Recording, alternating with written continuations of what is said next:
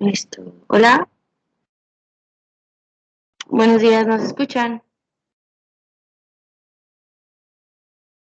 Sí, Gracias.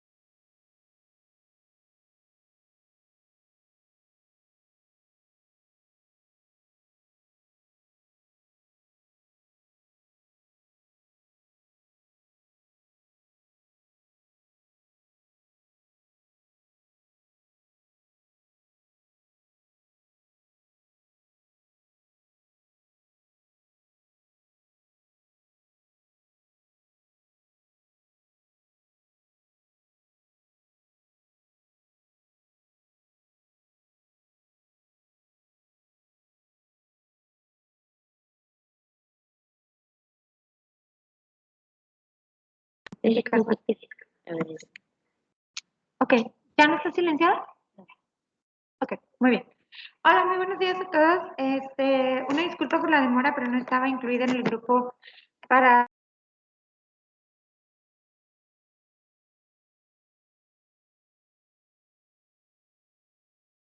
doctora, no se oye nada. Gracias.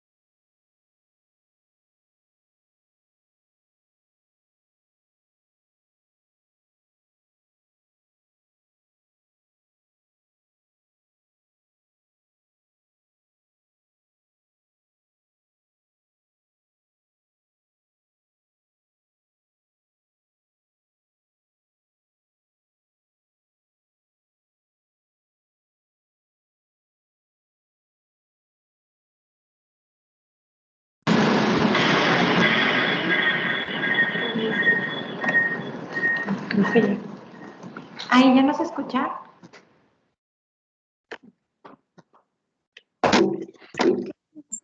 Escucha.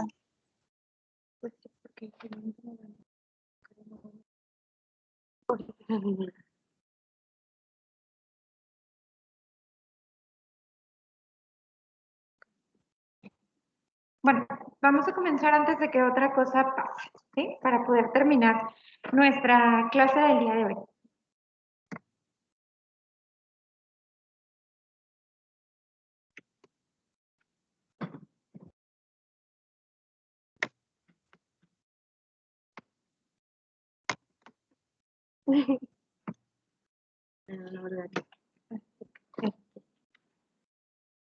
Bueno, definitivamente no podemos empezar a hablar de sucedáneos de leche materna sin recordar los aspectos principales del alimento de elección para todo recién nacido, que es la leche materna. Recuerden ustedes que la Organización Mundial de la Salud tiene ciertas especificaciones muy directas y muy claras respecto a la alimentación para el recién nacido en sus primeras horas de vida. Entonces, la Organización Mundial de la Salud recomienda iniciar la lactancia materna dentro de la primera hora de vida, que esto pues a este proceso o a este periodo de tiempo especial, cumbre, específico, le ha llamado la hora dorada, ¿sí? La leche materna, pues todos sabemos que debe de ser de manera exclusiva hasta los primeros 6 meses de edad y posteriormente, ya que se inicia la alimentación complementaria, pues se puede o se debe continuar la lactancia materna y nos ponen como meta los 2 años y nos hacen la consideración de que se puede continuar la lactancia materna más allá de los 2 años en el caso de que la mamá y el bebé así lo decidan, ¿sí? Y esto algunas veces ustedes lo van a encontrar como malamente nombrado lactancia materna prolongada, ¿sí? La leche materna, pues, está de más que les comente que proporciona todos los nutrientes, vitaminas y minerales que el niño necesita para un adecuado desarrollo y que su administración, pues, debe de ser a libre demanda, es decir, administrarse todo el tiempo que el bebé lo solicite, en el momento en el que lo solicite, por el tiempo que él lo solicite, ¿sí?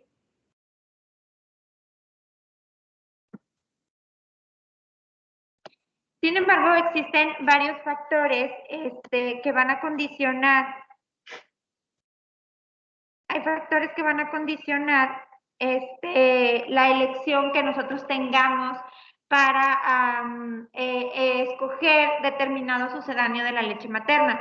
Sin embargo, antes de esto, pues nosotros tenemos que conocer qué es un sucedáneo. ¿Cuál es la definición de sucedáneo de leche materna? Pues bueno, es un producto alimenticio que obviamente está comercializado, que se presenta como un sustituto parcial o total de la leche materna. Recuerden ustedes que habrá mamás que alimenten a sus bebés con leche materna exclusiva y habrá mamás que alimenten a sus bebés con una alimentación mixta, es decir, que administren o que proporcionen tanto leche materna como un sucedáneo, y habrá mamás que no opten por no dar leche materna y alimentar solamente en base de sucedáneo. Por eso es esta cuestión de sustituto parcial o total, dependiendo de la situación en específico que estemos hablando, y pues también que puede ser o no adecuado para este fin, que es la alimentación del bebé, ¿no? Es importante aclarar que los sucedáneos intentan igualar las propiedades descritas a la lactancia materna, de tal manera que, pues bueno, no las igualan a un 100% y solamente deben de ser indicados en los casos clínicos que lo justifiquen. O sea, nosotros debemos estar conscientes como médicos que el alimento por elección y el alimento ideal es la lactancia materna. Si hay alguna circunstancia clínica o algún padecimiento específico que nos obligue a tener que dar un sucedáneo de leche materna, pues bueno, tendremos que darla y ya está. Pero no debemos de tener este comportamiento o estas prescripciones como de rutina. O sea, tener un bebé no significa necesariamente que tengamos que administrar un sucedáneo, ¿sí? Eso es importante que cambiemos ese concepto. Y para la elección del sucedáneo, pues se deben de tomar en cuenta diferentes factores.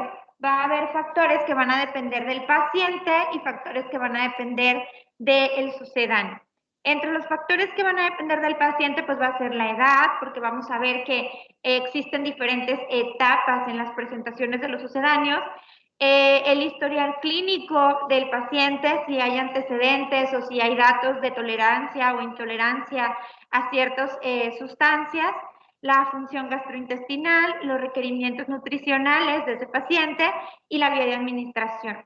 Y respecto al sucedáneo, pues es importante considerar varios factores, como lo son la osmolaridad del sucedáneo, la composición, la distribución de los nutrientes, ¿sí? La carga renal de solutos, el costo y la disponibilidad. De tal manera que si nosotros vemos estos factores de elección, nos vamos a dar cuenta que no es nada más decir, señora, si su bebé tiene menos de 6 meses, pues dele cualquier fórmula de etapa 1, ¿sí? O cualquier sucedáneo de etapa 1. No es así, porque tenemos que considerar todos estos factores que van a impactar en la nutrición y en el desarrollo de ese bebé. O sea, no es un proceso tan automático ni tan simple prescribir un sucedáneo. Y es importante también que conozcamos ciertos aspectos respecto a el hecho de alimentar a un recién nacido con sucedáneo de leche materna, ¿sí? Esto no es como una campaña contra los sucedáneos, porque sabemos que en algunas circunstancias es importante que lo utilicemos. Sin embargo, debemos de saber ciertos aspectos, porque de aquí surgen las preguntas más frecuentes que les van a hacer ustedes en la consulta, las mamás de esos bebés, ¿sí? Los niños que se alimentan con sucedáneo, pues regularmente tienen una adaptación gastrointestinal no tan buena, digámoslo así, o no tan pacífica como quisiéramos, ya que aquellos niños que se alimentan con sucedáneo de leche materna tienen un tránsito intestinal más lento, ¿sí? Y esto implica que exista una eliminación más lenta del meconio, que ya ustedes en algún momento habrán escuchado de lo que es el meconio, y que si hay un retraso en la eliminación de este, pues se pueden favorecer diversas cuestiones gastrointestinales o la aparición de ictericia, por ejemplo. Y también van a tener un vaciamiento gástrico más lento, ¿sí? Si yo les digo a ustedes vaciamiento gástrico, ¿estamos entendido de lo que es? Los que están aquí en presencial, ¿sí? Ok. Entonces, los niños que se alimentan con sucedáneo de leche materna tienen un vaciamiento gástrico aproximadamente de 3 horas contra un vaciamiento gástrico de la leche materna de 1 hora, ¿sí? Entonces, el vaciamiento gástrico es más lento en los niños que se alimentan con sucedáneo de leche materna. Y esta es la razón del por qué se les comenta a las mamás que los sucedáneos se deben administrar cada 3 horas, ¿sí? Esa es la razón del por qué les decimos, no, pues le va a dar de comer tantas onzas cada 3 horas, porque es más o menos, es un aproximado de lo que va a tardar ese bebé en realizar ese vaciamiento gástrico.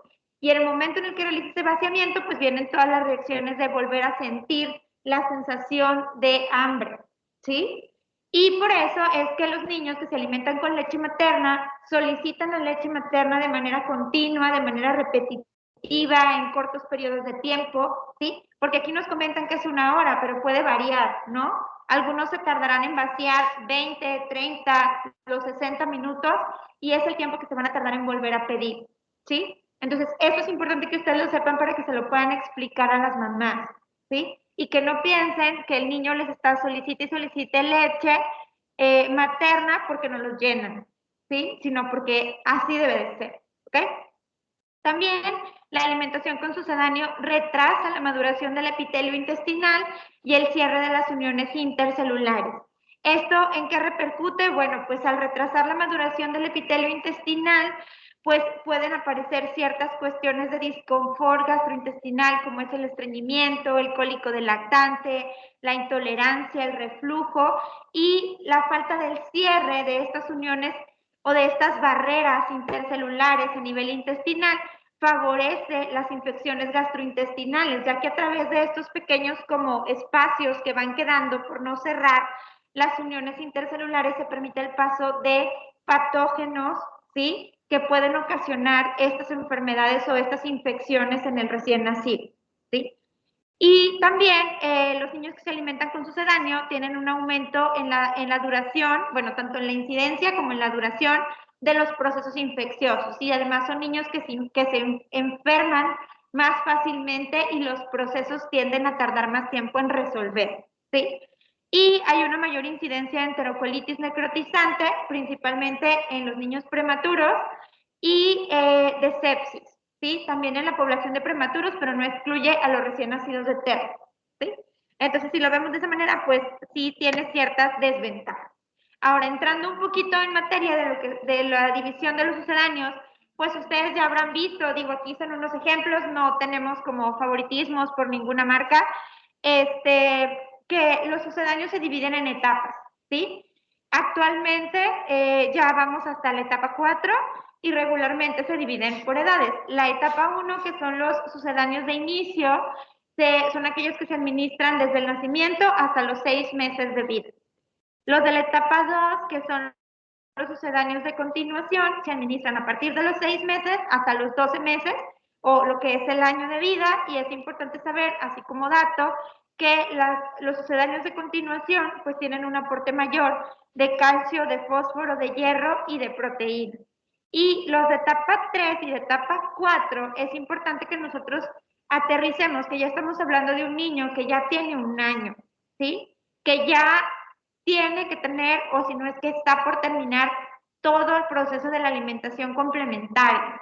Entonces, un niño que la leche, sea de leche materna o sea leche de sucedáneo, ya no es el alimento principal de su dieta, porque ya tiene dentro de su alimentación una variedad impresionante de alimentos que van a proporcionarle todos los nutrientes que él necesita, ¿sí? Entonces, esto es importante porque se ha visto una relación importante con el desarrollo de obesidad infantil en aquellos niños que se perpetúa el uso de sucedáneos a partir del año de edad, ¿sí? Y en la etapa 4, que son de 3 a 5 años, pues todavía este riesgo de obesidad infantil es mayor, ¿sí? Entonces, regularmente debemos de tener mucho cuidado con esas circunstancias, ¿ok? Y pues algunos sí sabrán por experiencia propia o por alguna otra cuestión cómo se debe de preparar la fórmula, sin embargo es algo que nosotros debemos de recapitular aquí.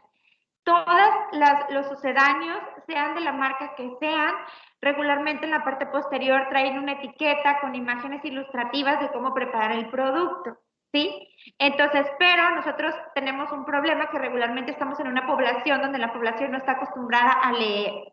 Entonces nosotros tenemos que explicarle a esa señora, a esa mamá, cómo debe de preparar el sucedáneo, ¿sí?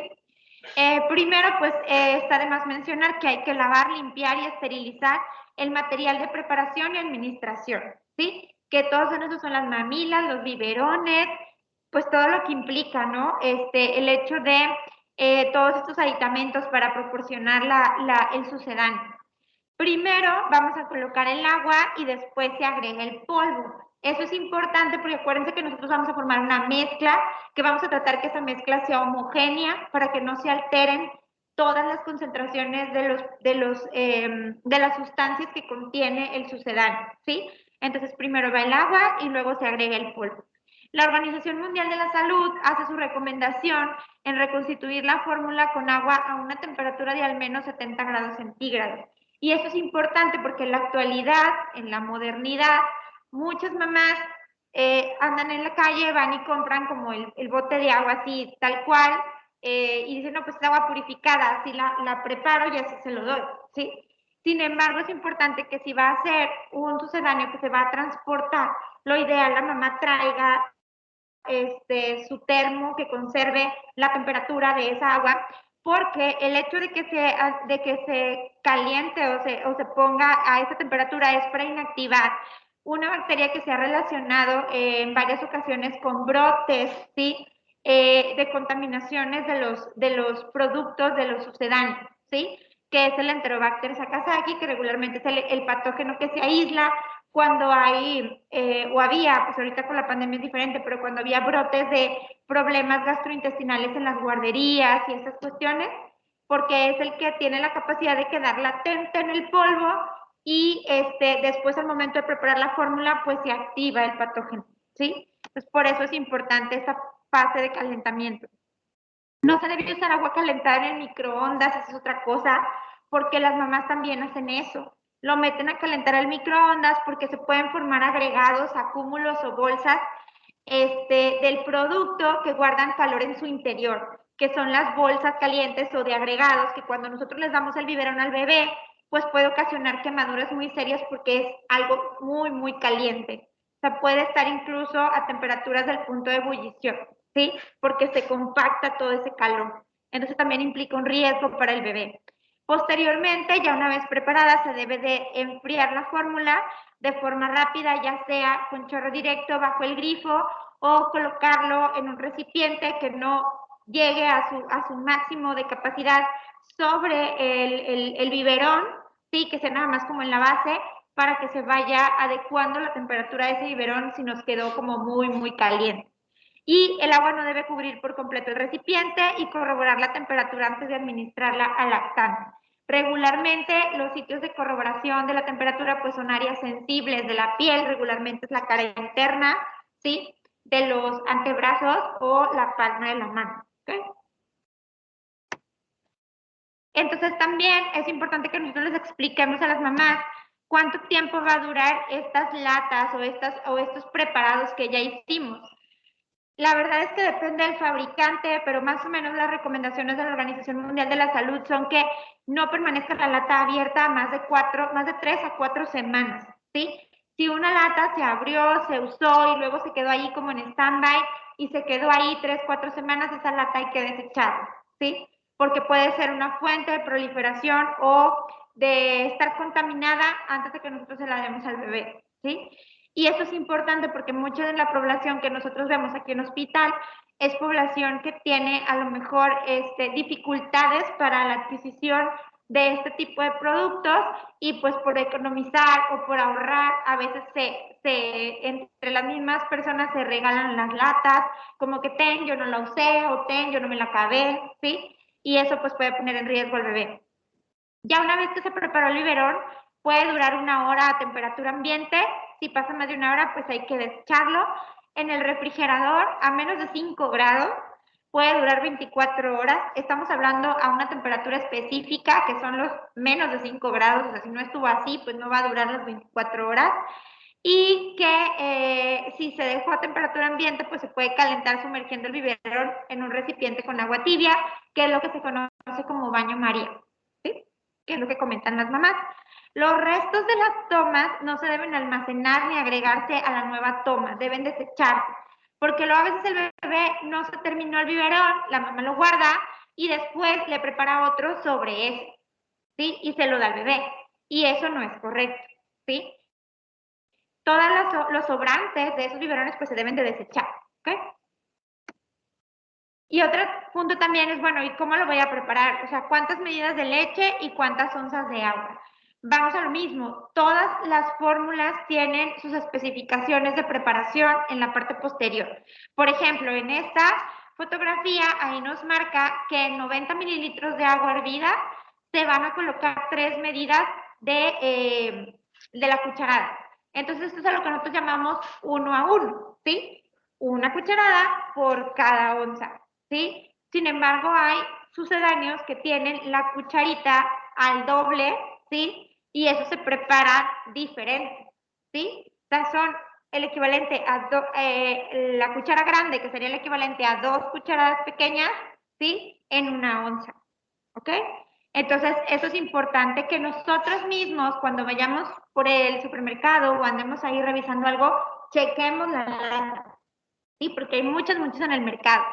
Se debe de preparar con la cuchara medidora que viene en la fórmula, ¿sí? Porque a veces aquí somos muy amantes de, déjame la lavo por si se me pierde, pues ahí tengo otra, ¿no?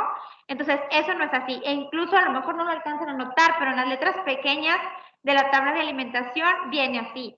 Usar únicamente la medida incluida en este envase, ¿sí? Entonces, eso se lo debemos de explicar a la mamá y seguir las instrucciones del fabricante, ya sea si es 1 a 1 o 2 a 1, ¿sí?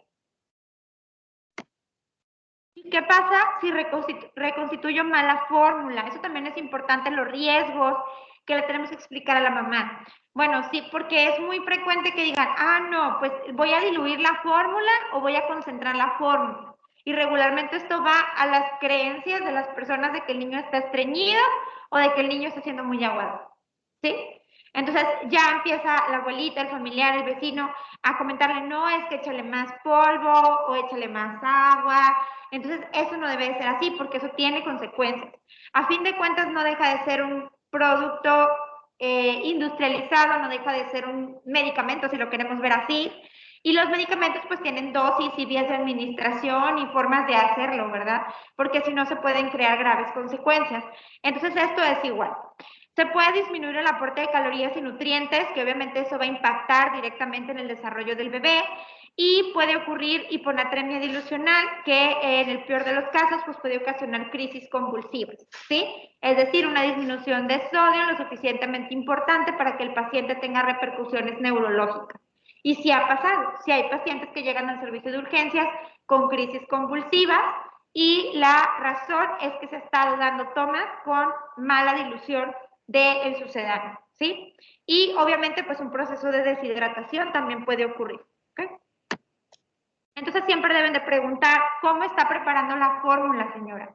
¿Cuánto le pone de agua? ¿Cuántas tapitas le pone? ¿Sí? Es una pregunta obligada, ¿sí? ¿Usa la tapa que venía ahí o le puso otra? ¿Sí? Hasta que no sepamos realmente qué es lo que está haciendo la señora. Pero también no es nada más decirle, prepárelo así, dele esta. Nosotros como médicos tenemos que ver la parte en la que tenemos que saber cómo está compuesto ese sucedáneo, ¿sí? Los 3 puntos más importantes son los siguientes que vamos a ver. Obviamente están en la actualidad suplementados con muchas otras cosas. Pero bueno, uno de los más importantes pues son las proteínas, y esto es importante porque regularmente se los preguntan en el examen. En las proteínas va a estar compuesto por proteínas del suero y la caseína, ¿sí? Y aquí va a haber ciertas proporciones. Entonces, la leche materna va a tener una proporción 70-30. ¿Qué significa esto? Que va a tener un 70% proteínas del suero y un 30% de caseína, ¿sí? Y va a tener sus diferencias con el sucedáneo de leche materna, el cual va a tener una proporción de 60% de proteínas del suero y 40% de caseína, ¿sí? Y esto es importante, pero primero quiero comentarles cuáles son las proteínas del suero, porque a lo mejor ustedes ahorita están con cara de que, pues sí, esas dónde están, ¿no? Las proteínas del suero sí las conocen, no se mortifiquen, están enlistadas ahí en un cuadro azul, que la principal pues es la alfa-lactoalbúmina, ¿sí? La otra es la lactoferrina, la esteroalbúmina, las lisosimas y las inmunoglobulinas. Cada una de ellas tiene ciertas funciones específicas. Algunas de ellas son protegernos contra cierto tipo de bacterias, o sea, tienen una actividad bacteriostática, otras tienen actividad bactericida. Las inmunoglobulinas, pues ya sabemos precisamente que en la leche materna la inmunoglobulina más frecuente pues es ¿cuál?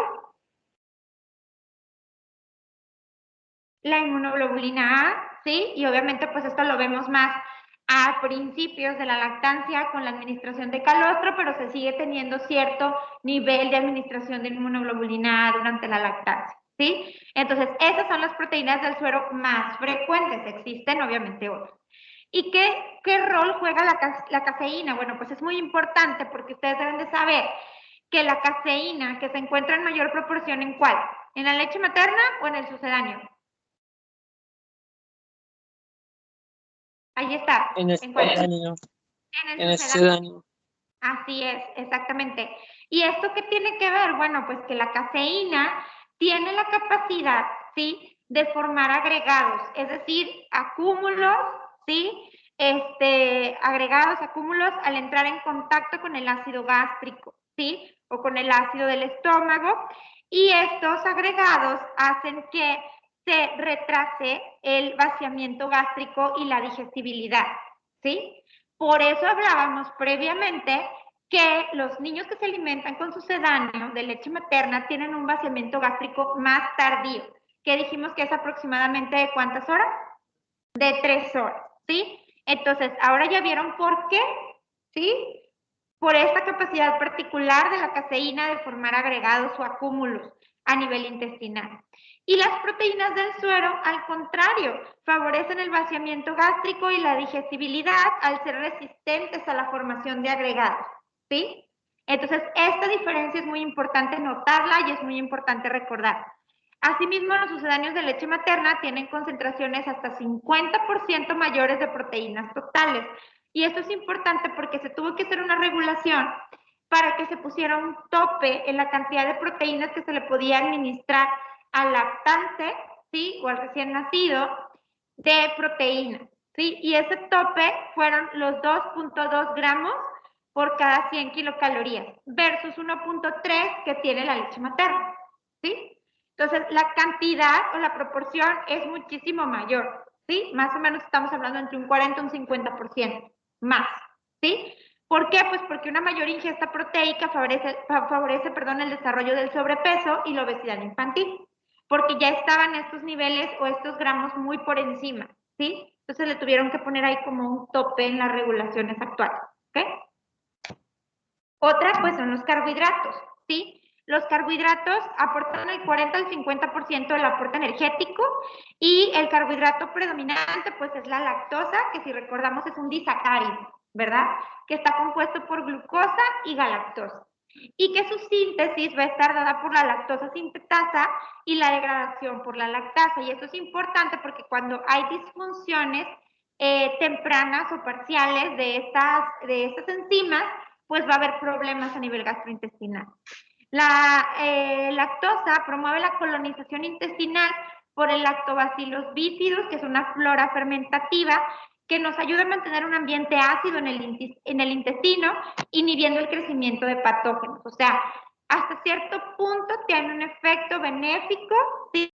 Al favorecer la población de bacterias buenas, ¿sí? Digámoslo así. Favorece la absorción de calcio, hierro y magnesio, ¿sí? Y la síntesis de lactosa, esto también es importante, porque el hecho de que se esté formando lactosa, ¿sí? Forma el...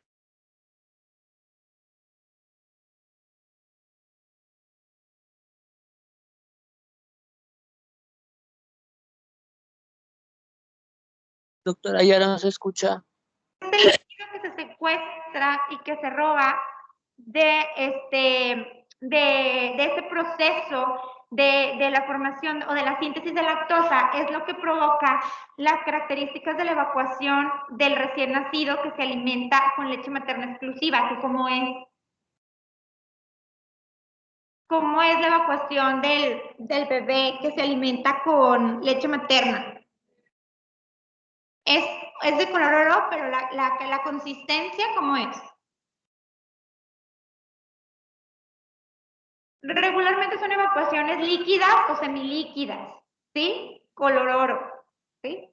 Entonces, esa razón es por esta cuestión que estamos hablando, ¿sí? En este proceso de la síntesis de lactosa, al secuestrar ese componente acuoso del torrente sanguíneo de la mamá, se forma ese componente acuoso y las evacuaciones aparecen así, ¿sí? Entonces, más o menos va quedando claro todas las cuestiones o las características que vemos del niño que se alimenta con leche materna, ¿sí? Y finalmente, pues las grasas, ¿sí? Las grasas son del 40 al 55% del aporte energético, contienen mezclas de grasas de origen vegetal, eso es importante, y se debe mantener en los sucedáneos la proporción de ácidos grasos que se mantiene en la leche materna. Es decir, debe de haber un 50% de ácidos grasos saturados, un 30% de monoinsaturados y un 15% de polisaturados, ¿sí? Regularmente ahí se encuentran los tres principales representantes de cada uno, que es el oleico, el palmítico y el linoleico. Y las grasas de la leche materna, pues obviamente son mejor digeridas por la presencia de la lipasa, que es estimulada por las sales biliares, ¿sí? Que es pues prácticamente la capacidad endógena que tenemos para digerir la grasa. También se encuentran ciertas sustancias que son los DHA y ARA. Si ustedes se acuerdan o han escuchado en la televisión, cuando anuncian los sucedáneos, dicen, no, pues para que tu hijo sea más inteligente, dale tal sucedáneo porque está adicionado con DHA y ARA, ¿sí? Entonces, ¿qué es eso? Esos son ácidos grasos poliinsaturados de cadena larga, así se llaman, o su abreviatura son los LC-PUFAs, ¿sí?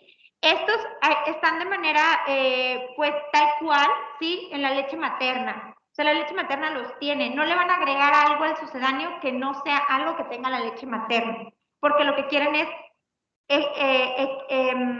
equipararlos, ¿no? Entonces, estos LC-PUFAs pues son importantes porque se almacenan de manera importante en la retina y en el cerebro fetal durante el último trimestre y continúan su almacenamiento los primeros 2 años. O sea que tienen que ver con la cuestión del desarrollo visual y la cuestión del desarrollo neurológico. Pero el hecho de que un sucedáneo esté suplementado no significa que sea superior a la leche materna, porque la leche materna los tiene y los tiene de manera suficiente, ¿sí? Entonces ahí es donde se juega un poquito con la cuestión de la mercadotecnia, ¿sí? Y hay cantidades más altas en lactantes alimentados con seno materno, hablamos obviamente de las cuestiones de los LC-PUFAs, ayudan en el desarrollo neurológico y visual, y pues son obviamente ácidos grasos esenciales. ¿Por qué se llaman esenciales? Porque no pueden ser sintetizados por el recién nacido, ¿sí? Por eso es que se obtienen a través de la alimentación de leche materna que las contiene en altas proporciones, ¿sí? Por eso se llaman ácidos grasos esenciales.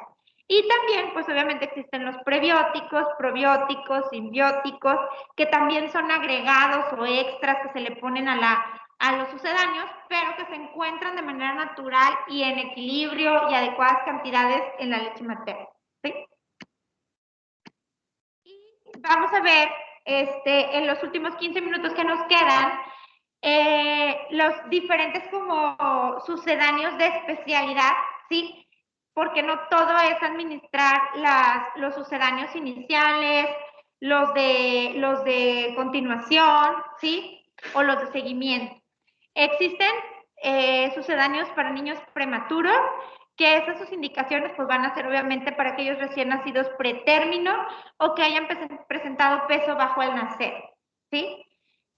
Ojo, esto dijimos al principio que los tenemos que dar porque hay una razón en específico para darlos. El niño prematuro puede ser alimentado con leche materna exclusiva sin ningún problema, con una adecuada asesoría y una adecuada vigilancia de la ganancia ponderal, ¿sí? O sea, el niño prematuro no es un paciente que forzosamente tenga que tomar fórmula, ¿sí? Eso se les debe quedar muy claro, ¿ok? Y los sucedáneos para prematuro pues tienen una alta densidad calórica, ¿sí? Regularmente contienen 24 kilocalorías por onza y eso es importante porque también se los preguntan en el examen. La densidad calórica de los sucedáneos para prematuro. Y respecto al aspecto de la composición, ¿se acuerdan que vimos los carbohidratos, las proteínas y las grasas? Eso es importante porque en base a cada una de los sucedáneos que vayamos revisando, vamos a ir viendo las diferencias que tienen en carbohidratos, en grasas y en proteínas, ¿sí? Entonces, hablando de las proteínas en el sucedáneo del recién nacido pretérmino, la principal pues es la lactoalbúmina y la caseína. ¿Se acuerdan de la relación que platicamos? ¿Sí? Y dijimos que, bueno, pues es 60-40, ¿no? Entonces, 60% es proteína del suero, que una de ellas es la lactoalbúmina, por eso está ahí puesta, y el otro 40% es la caseína, ¿ok? Entonces, tiene una proporción 60-40. La lactosa, pues, es su carbohidrato principal y también aquí tiene una función de prebiótico y favorece la absorción de calcio. El niño prematuro necesita, obviamente, grandes cantidades de calcio y una adecuada absorción de calcio, ¿sí? Y respecto a los carbohidratos, pues está compuesta por polímeros de glucosa y de lactosa, considerando que los recién nacidos prematuros pueden tener una deficiencia transitoria o parcial de la lactasa, que es la que nos ayuda a degradar la lactosa, ¿sí? Por la cuestión de la inmadurez intestinal y todas las cuestiones gastrointestinales que sufre el niño prematuro, ¿ok? Respecto a las grasas, del 40 al 50% son triglicéridos de cadena media, eso es importante, o es lo que ustedes van a ir viendo ahí como MCT, y estas fórmulas tienen altas cantidades de calcio, fósforo y vitamina D, porque lo que se quiere evitar en estos recién nacidos pues es la aparición de algo que se llama enfermedad ósea metabólica del prematuro, ¿sí? enfermedad ósea metabólica del prematuro, ¿ok? Por eso es que tiene altas cantidades de calcio, fósforo y vitamina D, además de que se encuentran adicionadas con los LC-PUFAs, ¿sí? Por la cuestión de la inmadurez y el alto riesgo que tienen ellos de tener déficit neurológico. Pero es una fórmula que no vamos a dar de manera indefinida, ¿sí? Hay momentos para decir hasta aquí, ¿sí? En el caso de los niños prematuros, pues cuando llegan a las 40 semanas de edad gestacional corregida o hasta los 2.500 gramos en prematuros que tengan una fosfatasa alcalina y albúmina normal.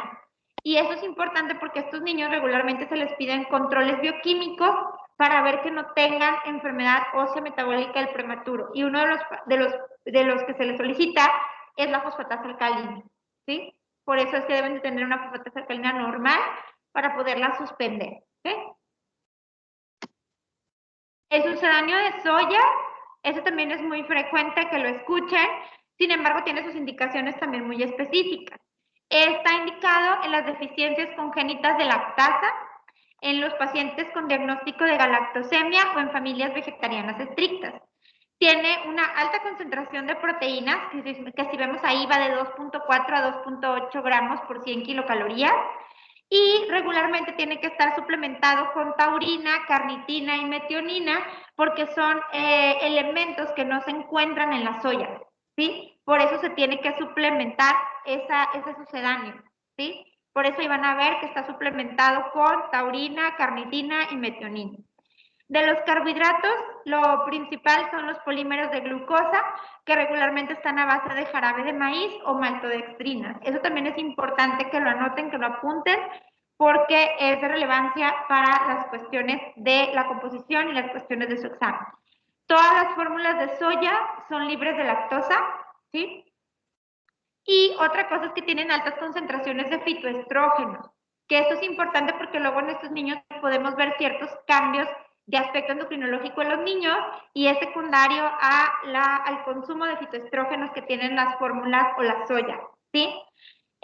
También tiene aceites vegetales y LC-PUFA y tiene un 20% más de calcio, fósforo, zinc y hierro, ya que dentro de su composición está la presencia de algo que se llama el ácido fitídico, que es un agente quelante.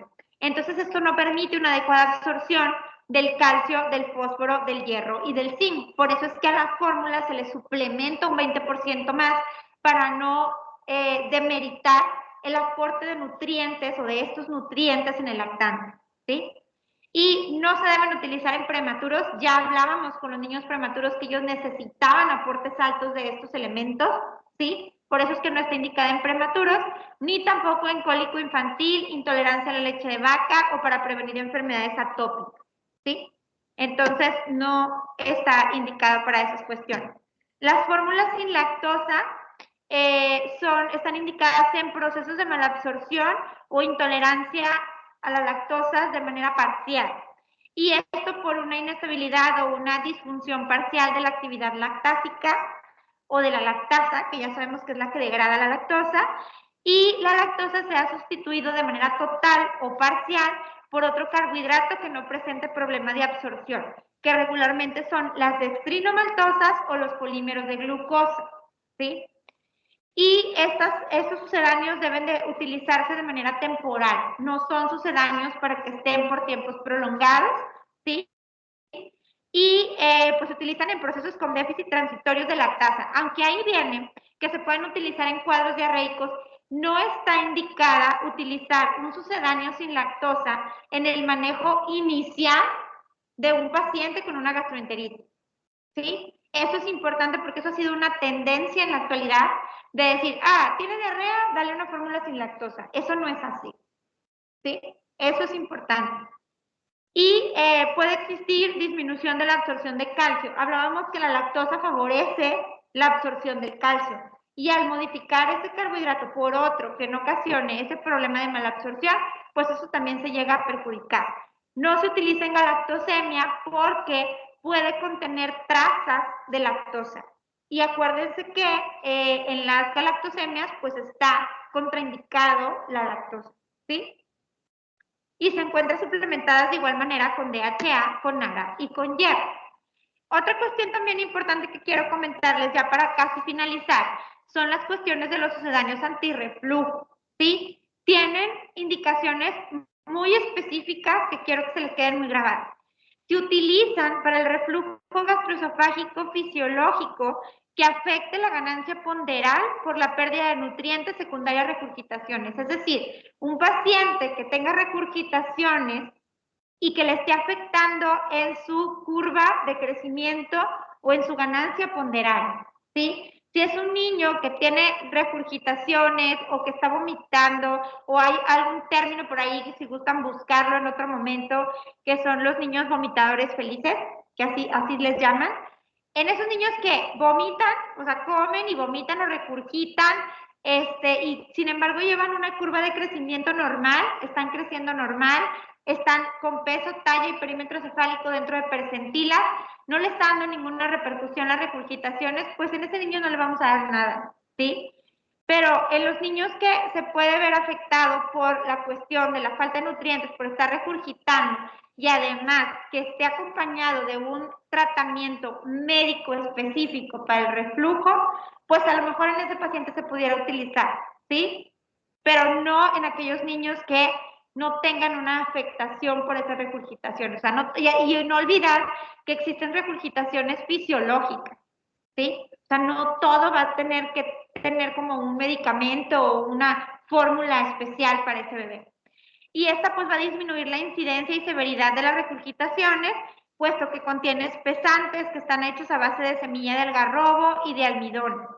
Y esto es importante porque el algarrobo es una sustancia que no es digerible, entonces favorece la fermentación colónica, hace que las heces sean blandas y favorece el tránsito intestinal. Entonces estos pacientes que les damos esta fórmula antirreflujo, por la cuestión del algarrobo como espesante, puede tener evacuaciones disminuidas en consistencia y simular una diarrea, ¿sí? Entonces es importante eso también que lo consideren. Y los almidones son digeribles, a diferencia del algarrobo, no modifican el tránsito intestinal y dan un aporte energético extra. Y obviamente, pues al tener mayor cantidad de ácidos grasos de cadena larga y una mayor cantidad de caseína, que volvemos a lo mismo. ¿Qué dijimos que hacía la caseína? Formaba agregados, muy bien. Entonces, al formar esos agregados, va a provocar un proceso de precipitación que va a retrasar el vaciamiento gástrico y por ende va a disminuir la regurgitación, ¿sí? Y pues también va a contener DHA y ARA y los polímeros de glucosa. Entonces, se reduce la incidencia de las regurgitaciones, pero no mejora per se el reflujo gastroesofágico, ¿sí? Entonces, eso es importante. Y la última que quiero que conozcan, porque las últimas dos ya son casos para el gastropediatra o algún otro especialista. Bueno, se los voy a seguir comentando para terminar. Son los sucedáneos hipoantigénicos o HA, ¿sí? Que han visto ahí que aparece con una H y una A en el bote. Estas tienen sus indicaciones como prevención de manifestaciones alérgicas en lactantes con riesgo alto de atopia. Es decir, riesgo alto nos referimos a pacientes que tienen papá o mamá con una marcha atópica muy establecida, con problemas severos atópicos o de alergia, ¿sí? Y siempre y cuando el paciente no se haya expuesto previamente a un sucedáneo habitual, ¿sí? La cantidad de las proteínas pues está, digamos, procesada, está sometida a una hidrólisis térmica y enzimática que la convierte en una proteína parcialmente hidrolizada. Entonces, regularmente pues favorece todos los procesos digestivos que los niños deben de llevar a cabo y regularmente son bebés que tienen manifestaciones atópicas como cólico, estreñimiento, regurgitación y el antecedente familiar de tener datos atópicos de relevancia de severidad moderada a severa, ¿ok? Y pues también es importante conocer que este tipo de sucedáneos no se debe utilizar en alergia a las proteínas de la leche de vaca, está contraindicado, ¿sí? Y las últimas dos, no les voy a comentar cada una, pero deben ustedes saber que existen, pero regularmente son sucedáneos que se utilizan por los gastropediatras, o por los neonatólogos o por otros especialistas a los cuales ustedes ya tuvieron que haber referido a ese paciente, ¿sí? Entonces son los sucedáneos que son extensamente hidrolizados, ¿sí? O las fórmulas o sucedáneos elementales, ¿sí?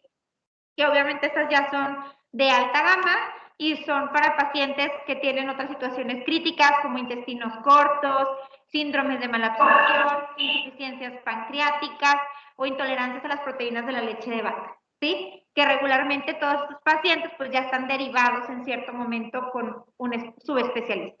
¿Ok? Muy bien. Bueno, pues eso es todo lo que les quería comentar el día de hoy. Sé que tienen clase ahorita ya, entonces, pues bueno, si alguien tiene alguna duda o alguna pregunta de lo que platicamos hoy, por las cuestiones de los inconvenientes, nos pueden encontrar en Teams, hacerme su duda, su pregunta y yo se las resuelvo a la brevedad. ¿Ok? Gracias. Hola, buenos días. Hoy se les va a poner a las 9 de la mañana. Va a durar 5 minutos. Para que se conecten. Adiós. Gracias, doctora.